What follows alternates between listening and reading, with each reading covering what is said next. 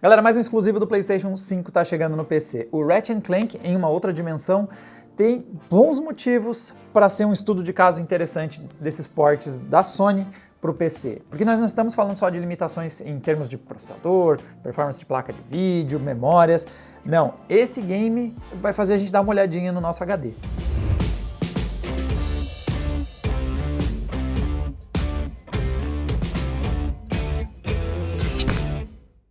Na época da divulgação do PlayStation 5, o Ratchet & Clank foi um dos destaques da empresa, porque ele era uma espécie de vitrine de uma nova tecnologia do PlayStation 5. A gente está falando do SSD. Não é só uma questão de velocidade de leitura e escrita. A Sony apresentou o PlayStation 5 como uma inovação gigantesca também na forma como eles usavam e otimizavam o SSD. Nós tínhamos a questão do Kraken, que era um recurso de compressão que usava o processador, a parte ali do chipset AMD, para comprimir texturas e depois abrir rapidamente e ter acesso no seu game. Se vocês estão tendo um déjà vu, sim, a gente falou de algo parecido com isso no vídeo sobre RTX I/O, não faz nem uma semana isso. E como a gente tinha avisado naquele vídeo, o Ratchet & Clank ia ser o primeiro jogo que ia trazer isso também nos PCs.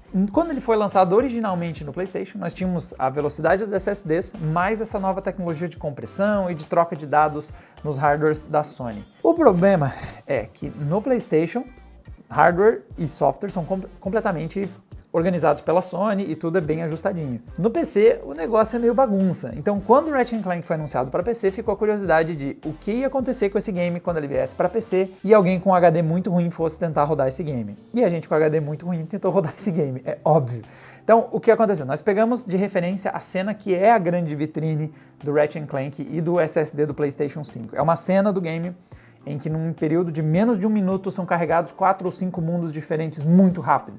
Então você vê o personagem sendo lançado por um portal, você joga por alguns segundos naquele mundo, ele inclusive é jogável, você vê que é motor do jogo e tudo mais. Você entra numa zona de transição que age como se fosse uma tela de carregando, mas ela fica pouquíssimo tempo para ser seguido de um outro mundo completamente diferente. Do ponto de vista, talvez, do jogador não pareça uma coisa tão diferente, mas quando os programadores de games ou qualquer pessoa que manja um pouquinho dessa parte de desenvolvimento olhou essa cena, a cabeça meio que...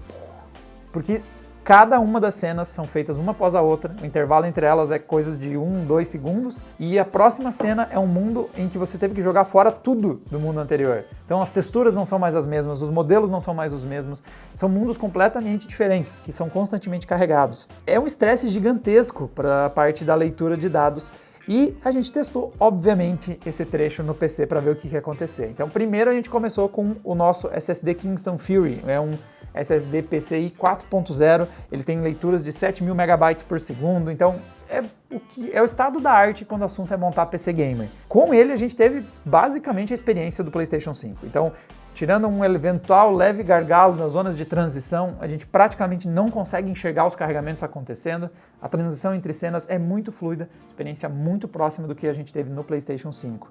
A grata surpresa é que não foi preciso ter um SSD NVMe PCI 4.0, estado da arte, 7.000 megabytes por segundo.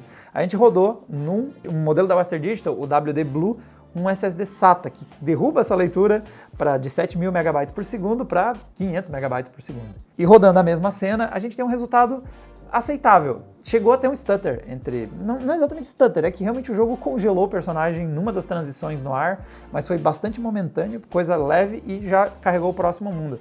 Não foi 100% suave e perfeito como foi com o NVMe PCI 4.0 ou como é no PlayStation 5, mas ok, carregou a tempo. Lembrando que a gente baixou em mais de 10 vezes a velocidade de leitura do nosso armazenamento, o que nos levou ao extremo. Tcharam! Quem tem saudade disso aqui?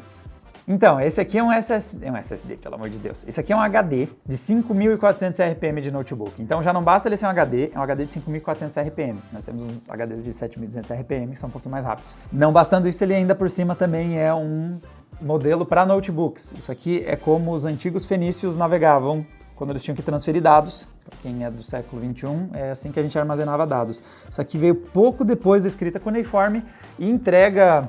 Achei que podia estar escrito nele, mas não está escrita a velocidade dele. Aqui está escrito que o SATA entrega 6.000 gigabits, entrega 6 gigabits por segundo. Isso é a largura de banda da conexão SATA. Esse meninão aqui não entrega tudo isso de transferência. Bom, colocamos ele e vamos que vamos. E aí, a gente vai precisar atualizar o nosso artigo SSD não dá FPS, porque os primeiros segundos de a gente tentar fazer essa transição, a performance simplesmente derreteu.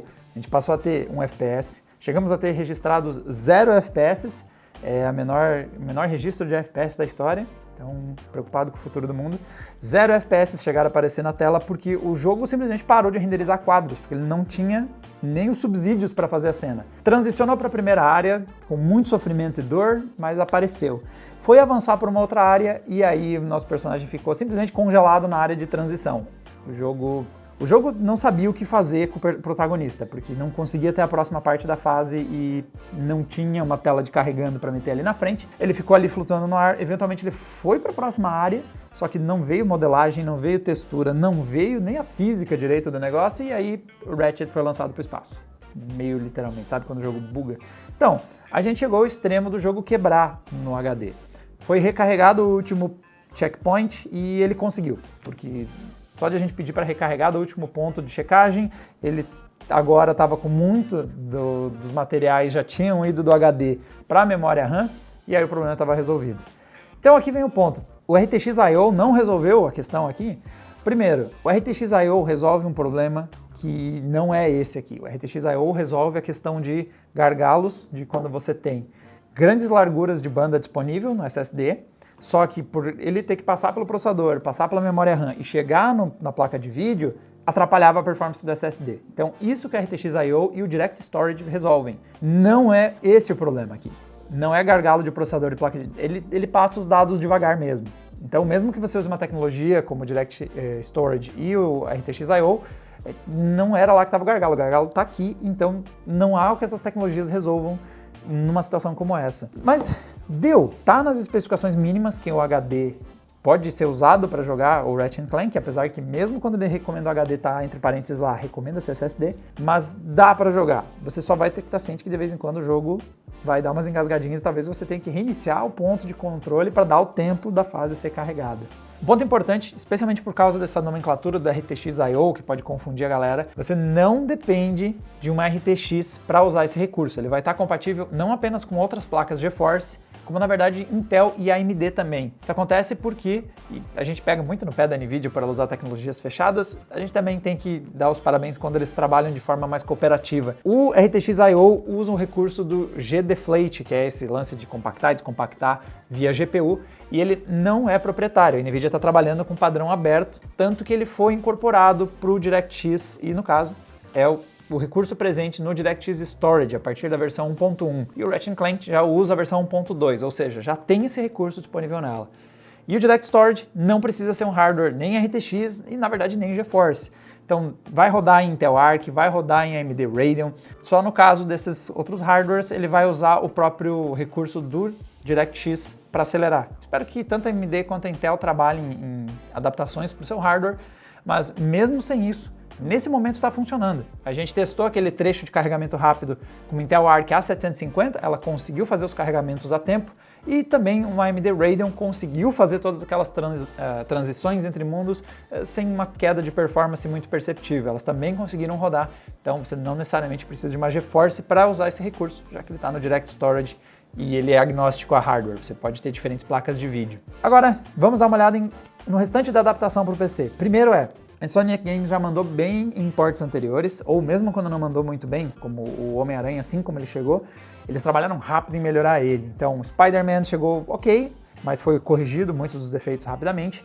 Miles Morales já chegou super bem, em partes porque ele aproveitou, né, do que havia sido construído com o jogo anterior. Ratchet & Clank é basicamente o legado desses dois games anteriores. Então, ele tem algumas coisas em comum. A gente vê, por exemplo, a presença de uma tela inicial de configuração, sempre bem-vinda, porque caso você coloque uma resolução que não faz sentido, você coloque uma qualidade gráfica que não dê nem para usar o jogo direito, ou a sua tela pare de dar vídeo por causa de como você configurou o game, sempre vai ter essa tela antes de abrir o game que te dá a possibilidade de corrigir algumas dessas cagadas. Outra coisa que funciona super bem, muitas configurações gráficas. Então o jogo te dá presets para você mexer, cada configuração gráfica pode ser mudada nessa tela e, melhor ainda, você também mexe nisso dentro do game. Dá para você abrir o jogo, uma cena aberta e trocando cada uma das configurações gráficas e ela aplicada naquele momento. Então você vê o quanto impacta em performance e também em qualidade gráfica.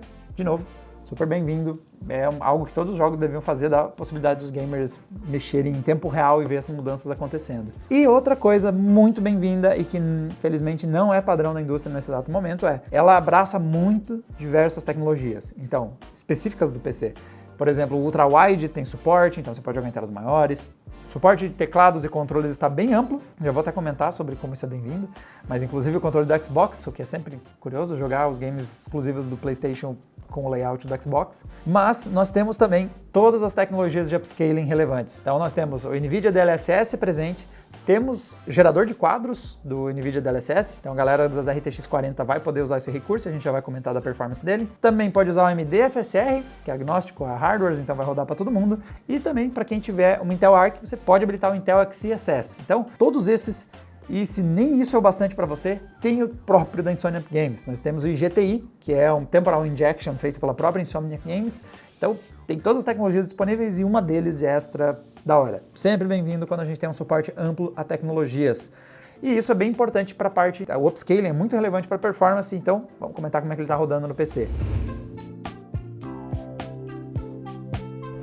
Quando a gente chega na tabela de especificações recomendadas para jogar o game, no começo até dá um sustinho em algumas coisas. Então, por exemplo, o recomendado está partindo de uma 2060, de uma 5700, então dá a entender que você precisa ter um hardware relativamente moderno para jogar o jogo bem, enquanto que na parte mínima está pedindo uma GTX 960 e uma RX 470. Então, pelo menos na configuração mínima, as recomendações da própria desenvolvedora não chegam a assustar. Nos nossos testes, nós temos o seguinte cenário. Nós testamos os hardwares mais populares focando em Full HD qualidade alta para a gente ver como o jogo performava. E a situação é a seguinte, não habilitamos o Ray Tracing nesse teste, então nós temos um cenário em que boa parte das placas mais populares vão atingir uma média de 60 FPS. Aqui a gente não está usando nenhuma tecnologia de upscaling, está usando só o TAA para fazer o anti-serrilhado. Então a 2060 entrega já uma média de 61 FPS no nosso teste. O ponto relevante é a cena que a gente está usando de referência é uma cena em que o jogo abre, ela é dentro do motor do jogo, é uma cutscene. A gente comparou com o gameplay e é bem parecida. A média que a cutscene entrega é bem parecido com o gameplay nas cenas mais frenéticas. Tem umas quedas de FPS ao longo da cutscene que chegam a patamares bem parecidos das quedas ao longo do gameplay. Então a gente está usando ela de referência para fazer esse comparativo. Então, a RTX 2060 pega já uma média de 60 FPS, enquanto que a RX 6600 fica na faixa de uns 68, ou seja, dois modelos bastante populares já entregam uma taxa de quadros interessante em Full HD qualidade alta. E o resto da galera começa a sobrar bastante, então a 4060 e a 3060 vão para casa dos 90 FPS. Um destaque legal é que as Intel Arc estão bem já desde o lançamento do game. Então, em outros lançamentos a gente viu as Intel Arc chegando com problemas de stutter, por exemplo, o Returnal teve bastante isso, o Dead Space chegou com muito stutter nas Arc. Agora, esse é um lançamento que não apenas ele está com uma taxa boa, mas na verdade ele está rodando lisinho. Quando você olha a nossa tela de captura, você vai ver que os 1% também a linha de frame time está bastante estável. As Intel Arc chegaram bem com esse game. 3060 Ti e a 6750 já ultrapassam 100 FPS. E aqui um detalhe importante da 4060. Primeiro é que você deve ter reparado que ela perdeu para 3060. Aqui nós temos desde a variação de VRAM, não sei se os 12 GB estão ajudando, já que Full HD qualidade alta às vezes beira o limite dos 8 GB da placa de vídeo. Nós temos a questão do cache, não tendo feito talvez diferença. A 4060 tem bem mais cache nível 2, mas aparentemente não impactou em performance. E para piorar, o nosso modelo da 3060 é um baita modelo da 3060. A gente fez esse teste com a Asus Strix da RTX 3060, um modelo com overclock da 3060, e aí por conta disso, pode ser que o clock, quer dizer, a quantidade de núcleos CUDA mais altos e a frequência alta da 3060 fez o nosso modelo ser melhor que o modelo mais básico da 4060, que é um modelo também da Asus, o Asus Dual GeForce. São situações que a NVIDIA se coloca por mérito próprio, e aí cá está a geração anterior ficando na frente da nova geração no nosso gráfico. Entra em ação nesse momento o Frame Generation, que é sempre como ele vai salvar o couro das RTX 40. Nós temos um salto legal, ela sai dos 90 FPS e chega a entregar 132 FPS. Aqui nós temos um ganho de 40, quase 50%, e aí coloca ela no patamar da 6750 XT. Então, força bruta dela vai ficar levemente abaixo da sua antecessora. Com o gerador de quadros aí a gente tem aquele ganho que varia de cenário para cenário, mas pode ser quase o dobro de performance. Aqui são bons 50% de ganho, é um ganho bastante relevante. E também dê uma olhadinha em como fica em Quad HD, colocamos, nesse caso, só a 3060 Ti e a 6750 XT, dá para ver como roda com tranquilidade, quando a gente pelo menos não está envolvendo Ray Trace, está jogando em qualidade alta, você não vai ter dificuldades. Ok, e como fica o Ratchet & Clank da sua versão de PlayStation 5 versus a versão de PC. Quando a gente olha a qualidade gráfica usando um PC aí com uma 4090 para sobrar performance e ligamos tudo no Ultra, inclusive o Ray Tracing, todos os recursos disponíveis, é bem difícil ver a diferença entre o PlayStation 5 versus o PC. Quer dizer, a gente nota porque o PlayStation tem dois modos. Nós temos o modo fidelidade e o modo desempenho. No modo fidelidade, o jogo vai rodar no máximo de qualidade gráfica, vai habilitar Ray Tracing. No modo desempenho, você vai abrir mão do Ray Tracing, de alguns recursos gráficos, para manter uma taxa de quadros mais alta. Você também pode fazer uma solução intermediária, que é reduzir a resolução e habilitar o Ray Tracing. Nós testamos os dois extremos e o resultado é que no modo fidelidade você tem o Ray Tracing, gráficos melhores, rodando a 30, e no modo desempenho você abre mão desses gráficos, mas tem um gameplay mais fluido. A graça do PC é que ela entrega os dois. Então você consegue no PC ter o jogo rodando acima dos 60 FPS e também com o máximo de qualidade gráfica, não tendo que fazer essa escolha que é o que acontece quando você está jogando no PlayStation 5. Mas tem um filtrozinho diferente. Então a maior parte da imagem na tela vai ser igual ao PC no Ultra e o PlayStation 5, mas se a gente para em algumas cenas, a gente consegue mostrar diferenças. Como nessa aqui, a gente consegue perceber que o sombreamento no rosto desse personagem está um pouquinho diferente, está escurecido, porque o olho dele é muito grande e está bloqueando a cara dele e aí escurece o resto da cara dele. Isso é a diferença que tem no PC, foi adicionado o Ray Tracing para a oclusão de ambiente. Como os PCs já têm hardwares com mais capacidade de fazer traçamentos de raios que o PlayStation 5, o jogo liberou mais uma forma de você usar o Ray Tracing e você pode usar ele para calcular como os objetos obstruem a luz e projetam sombras. O resultado é essa cara mais escurecida do personagem, porque o olho dele está bloqueando a fonte de luz de tão desolhudo que ele é. Outra cena que a gente pode ver isso, dá para perceber como lá no fundo do cenário tá mais escurecido a região ali onde tem mais objetos em torno daquela mesa, enquanto que se a gente desabilita isso no PC, que é a experiência que você vai ter no PlayStation, aquela região não tem toda essa penumbra, não tem todo esse volume de luz. Então esse é um pequeno detalhe, não acho que você vai notar o tempo todo, mas é um filtro a mais que você pode habilitar no PC, além do fato de, se você tiver hardware o bastante, vai ter Ray Tracing, vai ter 4K, vai ter qualidade máxima e acima dos 30 FPS, rodando a 60 FPS ou até mais. E tá difícil rodar o Ray Tracing com o Ratchet & Clank no PC? Se seu hardware for AMD, tá impossível. Assim que o jogo saiu, ele estava indisponível. Mas a AMD e a Insomniac estão trabalhando na correção desse bug, que curiosamente aconteceu no Homem-Aranha também. Se você tem um hardware GeForce, por exemplo, nós testamos na RTX 3060 em Full HD, com a qualidade no Ultra. Sem usar o Ray Tracing, ele estava rodando aí numa faixa de uns 90 a 100 FPS. Se você habilita o Ray Tracing, no seu modo de qualidade alto, você vai ver essa taxa de quadros cair para a faixa de uns 60 FPS. A queda é grande,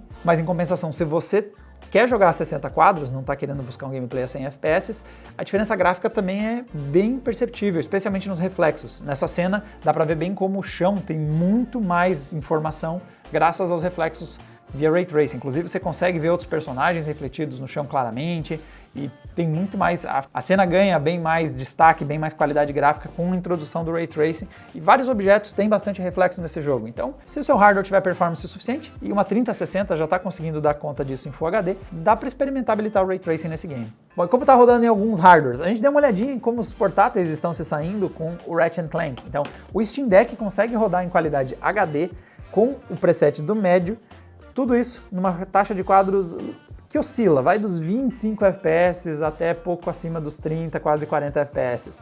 Dá para jogar, mas essas oscilações são perceptíveis. Então, aí entra em ação o AMD FSR 2.1, você habilita ele, coloca no modo automático, coloca como objetivo do seu gameplay 30 FPS e aí fica suave. Você consegue jogar com tranquilidade esse game numa taxa de quadros estável ali nos 30 FPS sem dificuldades. ROG Ally tem um pouquinho mais de margem, por conta do hardware mais potente, o TDP mais alto. A gente consegue jogar em qualidade preset médio, em HD, mas aí você já tem uma taxa de quadros mais próximo dos 50 FPS. Essa margem adicional pode ser usada para jogar com mais fluidez. Eu realmente acho que você deva, na verdade, fazer o mesmo esquema do Steam Deck. Você deve aproveitar para colocar ele para rodar em 30 FPS com um FSR no modo dinâmico e aí tem um bom gameplay estável a 30 FPS, vai ficar super confortável de jogar no modo portátil dessa forma. Trocar para o modo 15 watts para também ter uma duração de bateria mais alta. E a galera do PC baratinho, pessoal com peças de entrada. A gente testou uma combinação de Ryzen 5 5500 e a GTX 1650, então um processador e uma placa de vídeo de entrada. E as nossas notícias são boas, a gente consegue jogar, mas tem um asterisco. Foi bem complicado atingir 60 FPS. Então, primeiro a gente jogou usou os quadros desbloqueados, tentamos usar qualidade baixa em Full HD e ainda assim o jogo varia, chegando a cair para baixo dos 40 FPS. Ele está bem pesado, especialmente na GTX 1650. Para o Ryzen 5 não ia ser problema buscar mais FPS. Desistindo dos 60 FPS, foquei um pouco mais em qualidade gráfica. E o game fica bacana se você colocar no preset do médio, Full HD e usar o FSR de forma dinâmica, fazendo ele buscar a taxa de quadros de 30 FPS e travar. O gameplay fica com uma resolução e uma qualidade gráfica aceitável, o FSR entrando em ação garante que os 30 não caia dos 30 FPS, e em qualidade média o jogo ganha um visual já mais interessante. Resumindo, dá para jogar nos PCs de entrada, mas 60 FPS é uma coisa que vai ser difícil de buscar, exceto se você abrir mão de muita qualidade gráfica, algo que eu não sei se eu jogaria abaixo do médio, tem que abrir mão de muita qualidade gráfica para buscar esses FPS. Bom, impressões então com o Ratchet & Clank. Chegou bem no PC? Eu acho que sim. Gostei de como vários dos hardwares se comportaram. A gente conseguiu ir desde os hardwares intermediários ali, que são os que muita da galera tá jogando em Full HD, tudo está tranquilo, com uma configuração alta, até ir a situações mais dramáticas, como por exemplo gráficos integrados. A gente consegue rodar o game em resolução HD, em qualidade média, então galera que está jogando no gráfico integrado do 5600G também deve conseguir jogar esse game, especialmente fazendo um bom uso do modo de resolução dinâmica do FSR, para quando faltar um pouquinho de fôlego na GPU, ele ir lá e compensar, mudando a resolução que está sendo renderizado o game. Teve alguns crashes, então ele não está 100% nessa parte de estabilidade, algumas vezes a gente ficou encarando o nosso desktop. É crítico, especialmente quando você ultrapassa a quantidade de memória de vídeo. Então toma cuidado com a configuração gráfica que você está usando, está com a VRAM a 100% de uso, aumenta as chances de você ter crashes eventuais. Isso é uma má notícia, especialmente para a NVIDIA, que trouxe aí bastante placas com 8 GB. Mesmo em Full HD, se você meter o Ultra, você pode ter problemas de excesso de faltar memória de vídeo e eventualmente ter esses crashes. Então, dá margem, mexe nas texturas e nas configurações para não ficar usando 100% da VRAM, porque eventualmente ele dá umas crashadinhas aqui ou ali, mas para quem estiver jogando num SSD, você não deve ter problemas. E quem está em um HD ruim, vai envolver um pouquinho de paciência. Às vezes recarregar um ponto de checagem, mas pelo que a gente testou até dá, só que tem vários trechos que a performance vai cair. Isso nos mostra a tendência. Agora, os jogos devem cada vez mais olhar para sistemas baseados em SSD. Isso muda muito a lógica que os games são desenvolvidos. Então, por muito tempo, os desenvolvedores tinham que dar os seus pulos para que os carregamentos entre áreas acontecessem. É aquelas infinidades de personagens passando por frestas, passando por debaixo de árvores, se arrastando lentamente, o clássico elevador do Mass Effect, ou algumas desenvolvedoras nem tentam, como é o caso do Half-Life, e as suas simplesmente congela tudo, põe o carregando na frente e espera para o jogador. Algumas desenvolvedoras não esforçam tanto assim para esconder os carregandos. Nós estamos num nível em que os SSDs são rápidos o bastante para não precisar mais de carregamentos. Questões de alguns milissegundos as texturas vêm, então os desenvolvedores preferem fazer o jogo fluido, constantemente indo para frente, para o jogador não ter que ficar carregando nada. O problema é que quem não tem o hardware para fazer isso acontecer, está começando a ver os primeiros games que vão simplesmente largar da mão deles. Então Ratchet & Clank é um game que vai funcionar no HD, só que ele vai desmanchar na sua frente de vez em quando. E não vai ser colocado uma tela de carregando para fazer as coisas acontecerem. Você meio que vai ter que fazer a sua tela de carregando na mão, clicando em ESC, pedindo para recarregar o ponto de checkpoint, e vai dar para jogar ainda. Mas definitivamente, se você está jogando, se o seu game está armazenado no dispositivo que nem esse aqui, o sinal vermelho acendeu e acendeu forte. Galera, para mais testes com hardware, é só ficar de olho aí quando a gente tenta jogar jogos. Na verdade, eu nem sei quando foi a última vez que isso aqui foi usado, tá? E por mim volta pra gaveta e não sai por um bom tempo, exceto se a gente precisar muito testar isso aqui. E a gente se vê numa próxima. Tchau, tchau!